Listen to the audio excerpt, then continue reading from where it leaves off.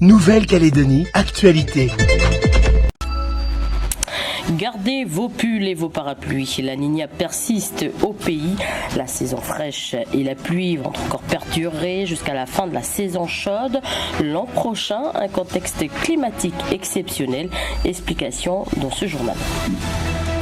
Une nouvelle station de mesure a été installée dans la cour de l'Université de la Nouvelle-Calédonie.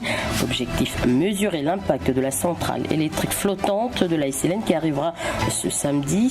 Si c'est un atout pour les acteurs, l'association Ensemble pour la planète regrette le manque de transparence. Et enfin, opération séduction pour le métier de gendarme aujourd'hui au lycée Augustin Thi à Touault. Un premier événement organisé par la classe défense et sécurité de l'établissement. Une nouvelle option ouverte cette année. Objectif, démystifier les forces de l'ordre et susciter des vocations. Nous verrons si le métier intéresse les lycéens. Pour ouvrir ce journal, le phénomène de la Niña devrait se poursuivre jusqu'à la fin de la saison chaude 2023. Pluie et températures exceptionnelles sont attendues, d'autant que la saison fraîche 2022 a battu des records. Un contexte climatique exceptionnel. On fait le point avec Audrey Pouedy. La Niña devrait se poursuivre jusqu'en janvier 2023 au moins. Le phénomène devrait se renforcer dès septembre. Il faut donc s'attendre à un excédent de pluie de plus de 50% et à des températures plus chaudes que la normale dans les prochains mois. Un contexte climatique exceptionnel qui, selon le dernier rapport du GIEC, devrait se reproduire avec le réchauffement climatique. Il faut s'attendre à une amplification des extrêmes. Donc qu'est-ce que ça veut dire ça veut dire que les épisodes La Niña qui habituellement sont pluvieux devraient être toujours plus pluvieux au fil des années qui passent avec le changement climatique, et l'épisode El Niño devrait apporter des conditions qui seraient toujours plus sèches en Calédonie. Donc voilà, ça sont les tendances auxquelles on pourrait s'attendre dans les années à venir en lien avec ce changement climatique. Depuis 1971, le pays n'avait pas connu de saison fraîche aussi humide que 2022. Un excédent de plus de 130% de pluie a été enregistré rien qu'entre juin et août, sans parler des températures. Cette saison est également la plus chaude enregistrée. 1,3 degrés de plus en journée et plus 2 degrés la nuit. Cela s'explique par la Niña, mais pas seulement. Le réchauffement climatique accentue ces anomalies chaudes provoquées par la Niña dans la région de la Nouvelle-Calédonie. Et enfin, on a d'autres influences climatiques régionales qui s'additionnent à ces deux premiers phénomènes, qui font que, si on regarde les températures océaniques au voisinage de la Nouvelle-Calédonie, on a atteint au cours de ces derniers mois, en juin, juillet, août, des valeurs inédites, avec des anomalies de température de l'océan qui sont de 2 degrés supérieures aux valeurs habituelles de saison. Et donc c'est cet environnement océanique très chaud qui est probablement en grande partie responsable de ces pluies et de ces températures exceptionnelles au cours de cette saison fraîche 2022. Ce sera la 3e saison chaude consécutive sous le signe de la Niña. Dans un tout autre registre, la centrale électrique flottante de la SLN est attendue ce samedi à Nouméa pour mesurer son impact environnemental. Une station de contrôle de la qualité de l'air a été installée sur le site de l'université à Nouville. Alors, est-ce qu'elle sera efficace? Les précisions de Michel Permet. Elle consommera 900 tonnes de fioul par jour. Elle, c'est la centrale électrique flottante de la SLN qui est attendue samedi matin dans la Grande Rade à Nouméa. Afin de mesurer son impact environnemental, l'association Scalaire a installé une nouvelle station de mesure dans la cour de l'Université de la Nouvelle-Calédonie à Nouville. Aujourd'hui, la population de Nouville est estimée à environ 4000 habitants. Grâce à cette centrale accostée temporaire, la SLN va voir son niveau de production augmenter, engendrant forcément plus de rejets polluants. Non, parce que même si le rendement de la future centrale est meilleur en termes de pollution que l'actuelle, c'est quand même une centrale qui va fonctionner beaucoup plus que l'ancienne, parce qu'on attend qu'elle produise beaucoup plus d'électricité. Donc en termes d'émissions de polluants, il ne va pas y avoir trop de différence, à notre sens, par rapport à l'ancienne. Donc il y a un vrai besoin de suivre l'impact sur le quartier de Nouville. La SLN l'a assuré sur nos antennes, la centrale accostée temporaire sera moins polluante que la centrale historique B de Donyambo. Elle rejettera moins de dioxyde d'azote et de CO2. Sur ces points, l'association Ensemble pour la planète, qui est membre de la commission locale d'information de la SLN, le CLI, regrette un manque de transparence. Pour une même quantité de fioul brûlé, on produira plus d'électricité. Mais c'est vraiment pour nous le seul point positif à retenir du discours de la SLN. Encore une fois, ce discours est-il fiable? Qui le sait? Personne. Nous n'avons aucun document qui en fasse la démonstration. Donc donnez-nous les études qui vont bien, on les étudiera et on se prononcera après en toute connaissance de cause. Pour le moment, la station de Scalaire est un équipement mobile. L'association annonce qu'elle sera remplacée par un laboratoire de mesure permanent en fin d'année. Voilà, et pour rappel, la centrale flottante de la SLN est une solution transitoire. Le métallurgiste se donne 3 ans pour faire émerger une nouvelle centrale à gaz dont les travaux n'ont pas encore commencé. Direction la province Nord, la commune de Koné devrait compter 10 000 habitants d'ici la fin de l'année, de quoi accélérer les chantiers en cours dont le budget total est de 700 millions de nos francs. Les inscriptions dans les écoles vont augmenter. 3 classes sur 9 sont prévues donc en construction pour la future école maternelle de Théari. Le haut-commissaire de la République en visite sur la commune aujourd'hui s'est rendu sur le chantier de l'extension de l'école Théari. Alors est-ce que cela va suffire pour accueillir tout le monde? Quand le chantier devrait être livré? Les précisions du haut-commissaire au micro d'Océane Zobler. Alors, il y a 400 élèves supplémentaires qui sont prévus d'arriver à la saison prochaine, donc à la rentrée scolaire de 2023.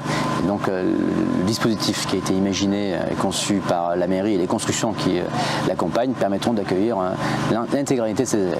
Donc d'ici le mois de décembre, les travaux devraient être finis. L'ensemble des projets se réalisent dans les temps qui correspondent à l'agenda qui était prévu et prévisible, avec des coûts qui ne dépassent pas trop l'enveloppe. Je suis venu rappeler quand même au maire, au conseil municipal qu'il faut veiller à la maîtrise des coûts. Je m'adresse évidemment aux entreprises qui connaissent du fait de la crise, notamment en Ukraine, des hausses de matériaux, mais la hausse de matériaux ne peut pas expliquer parfois des hausses de la totalité du marché. Si les matériaux peuvent augmenter, tout n'augmente pas de 30 ou 40%, et donc parfois je peux m'étonner et peut m'agacer aussi de ces augmentations qui sont parfois bien trop importantes par rapport à ce qu'est la réalité. Voilà, c'était Patrice Faure, interrogé par Océane Zobler. Le chantier est comptabilisé à 86 millions de nos francs, financé à 80% par l'État.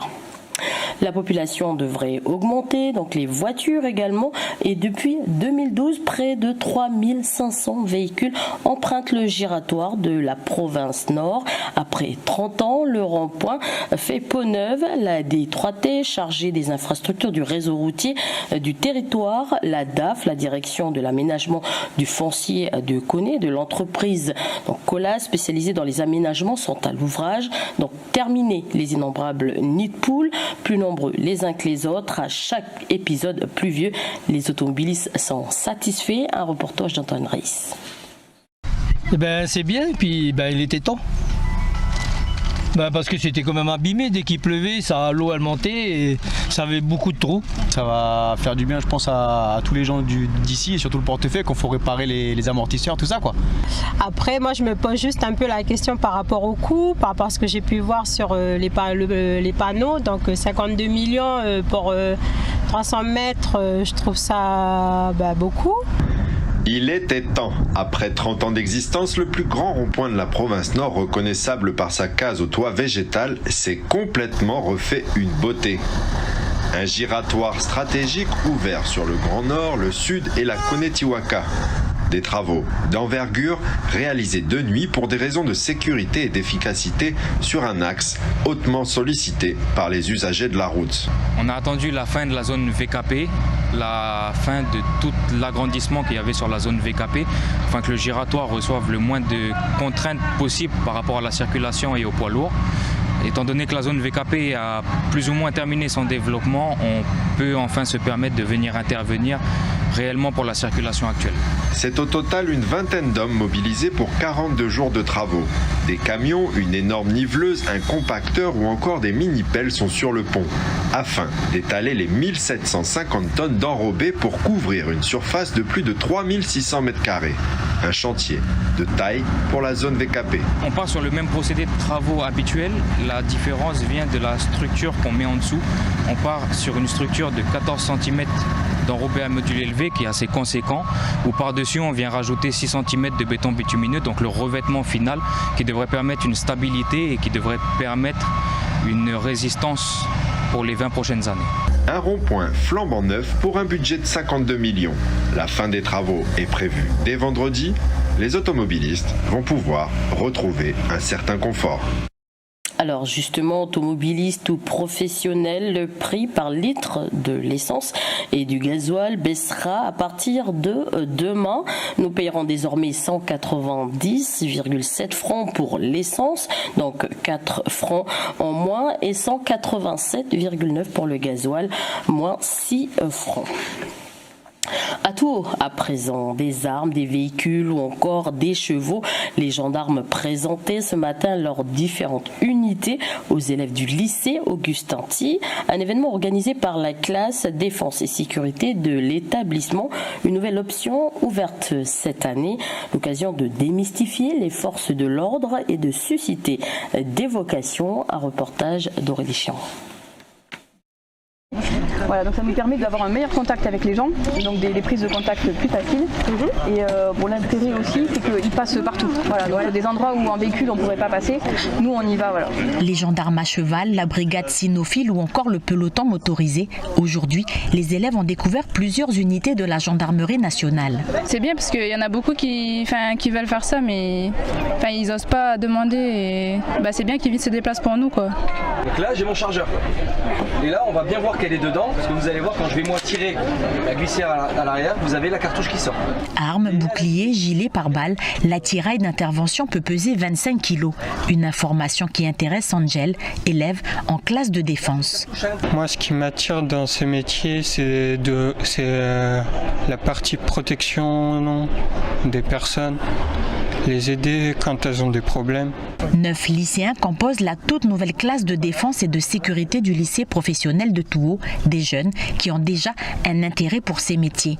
Ce forum est le premier événement qu'ils organisent. Alors l'objectif principal de cette journée, c'était d'offrir un panel des différents métiers de la gendarmerie aux élèves du lycée, de faire découvrir les métiers et de tisser des liens avec les gendarmes aussi, que les élèves découvrent une autre facette des gendarmes.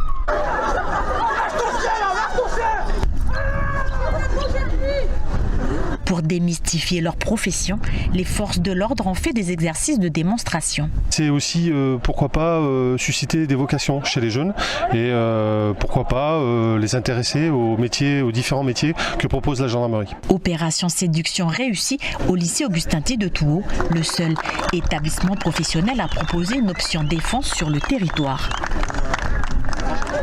Dans l'actualité également, la danse pour le développement de soi.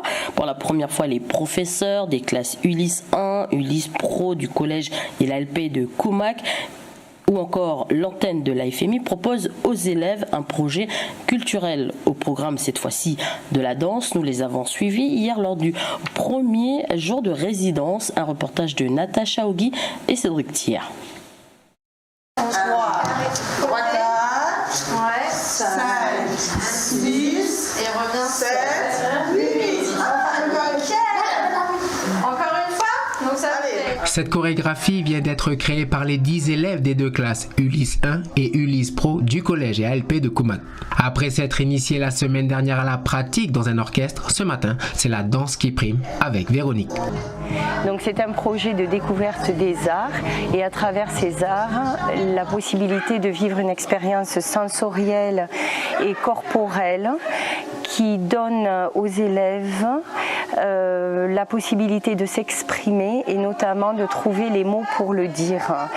Une expérience réjouissante pour Benoît, passionné de danse. Saute droite, gauche, garde même pied, cours sur place, plie, saute bien.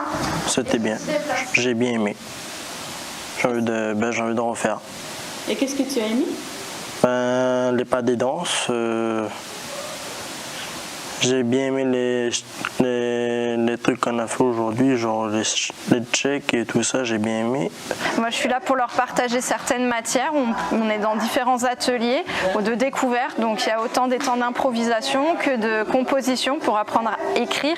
Et l'idée, c'est de travailler sur différents états de corps, de s'amuser à comment on peut mobiliser notre corps, comment on peut se déplacer dans l'espace, notre rapport à l'autre. Et voilà, par différents jeux chorégraphiques, on explore tout ça. Et voilà, l'idée, c'est de s'amuser corporellement tous ensemble durant une semaine. Les élèves prennent plaisir à venir à l'école depuis qu'il y a ces ateliers vivants. Ça change tout d'avoir des élèves motivés parce qu'on n'a pas besoin d'aller les chercher, de les tirer. Du coup, on est dans un réel dialogue, on partage ce moment ensemble. Ils donnent autant que ce que je donne. La finalité de ce projet, c'est de bien grandir, c'est-à-dire grandir avec une meilleure estime de soi et appartenir et comprendre le monde dans lequel on vit. Benoît et ses camarades ont encore jusqu'à la fin de cette semaine pour continuer de développer leur talent d'artiste. Culture toujours, Louis, fils de surveillant au bagne de l'Île-Nou. C'est le nouveau livre coécrit par Emmanuel Rial et Martine. L'histoire de cet ouvrage est tirée de faits réels. Le héros de ce récit est un garçon dont le papa est envoyé en Nouvelle-Calédonie à l'époque du bagne. Le jeune découvre la Nouvelle-Calédonie à travers le bagne. Avant de nous expliquer pourquoi ce livre a été créé, Emmanuel Rial, donc l'auteur, nous lit un petit extrait. Albert ouvre la porte de notre nouveau logement. Mais Pauline et moi nous attardons à l'extérieur pour admirer la vue.